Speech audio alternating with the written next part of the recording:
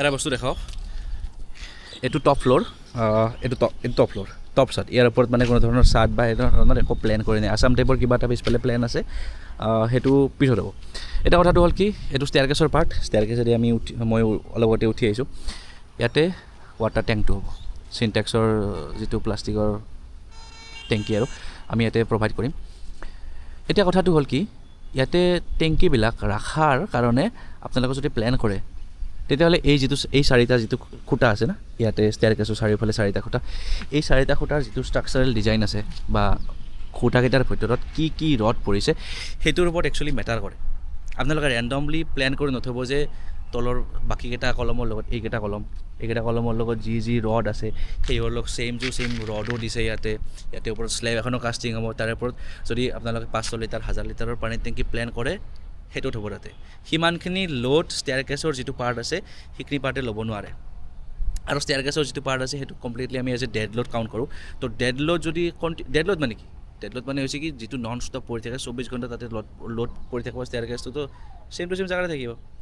আমি খোজকাঢ়ি আছোঁ ইয়াতে, আমি মানে লাইভ লোড, আমি তাতেও মোৰ যদি 60 কেজি তাতেও দি আছোঁ, ইয়াতেও দি আছোঁ। চ' ছেইম বস্তুটো ষ্টেয়াৰকেছৰ কাৰণে নহয়।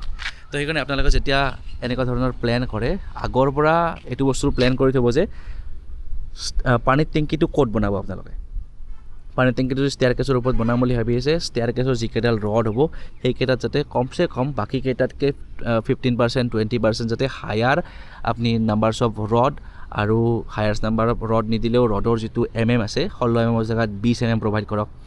যদি 20 mm তাতে 4ডাল আছিল, আপোনালোকে 6ডাল বা 8ডাল প্ৰভাইড কৰাৰ চেষ্টা কৰক। তো সেনেকুৱা ধৰণৰ ইণ্টিগ্ৰিটিটো মেইনটেইন কৰিলে বিল্ডিঙৰ লাইফ স্পেন বাঢ়ে। বিল্ডিং এটাতো এক্সপেক্ট কৰোঁ আমি যে এইটো বিল্ডিং 80 বছৰ 100 বছৰ টিকিব লাগিব।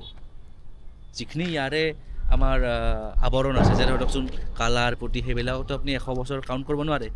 কিন্তু এইবিলাক পৰ্চন ষ্ট্ৰাকচাৰেল যিটো পাৰ্ট আছে সেইবিলাকৰ আমি লাইফ স্পেনটো 80 বছৰ 100 বছৰ সেনেকুৱা ধৰণৰ এটা প্লেন কৰিহে ষ্ট্ৰাকচাৰেল ডিজাইন কৰা যায়। বা যিখিনি ফ্ল'ৰ প্লেনৰ কথা বাৰ্তা আছে সেইখিনি যাতে আমি নেক্সট 50 বছৰ 80 বছৰলৈকে যাতে সেইটো বস্তুৰ ডেম নহয়, বা সেইটো বস্তুৰ যিখিনি প্লেন কৰিছোঁ সেইটো যাতে নষ্ট নহয়, বা সেনেকুৱা ধৰণৰ কৰা যায়। তো আপোনালোকে যেতিয়া এইবিলাক বস্তু ষ্ট্ৰাকচাৰেল পাৰ্টত প্লেন কৰে, তো এই সৰু সৰু কথা কিছুমান মনত ৰাখি আপোনালোকে প্লেনটো কৰাব। এনেকুৱা ধৰণৰ ক্ষেত্ৰত মই ভাবোঁ, বা এজ এ ইঞ্জিনিয়াৰ মই আপোনালোকক ছাজেষ্ট কৰিম যে এজন ষ্ট্ৰাকচাৰ ইঞ্জিনিয়াৰৰ দ্বাৰাই আপোনালোকে এডভাইচটো লওক, ইয়াতে কি ৰড দৰকাৰ হ'ব তাতে। Thank U.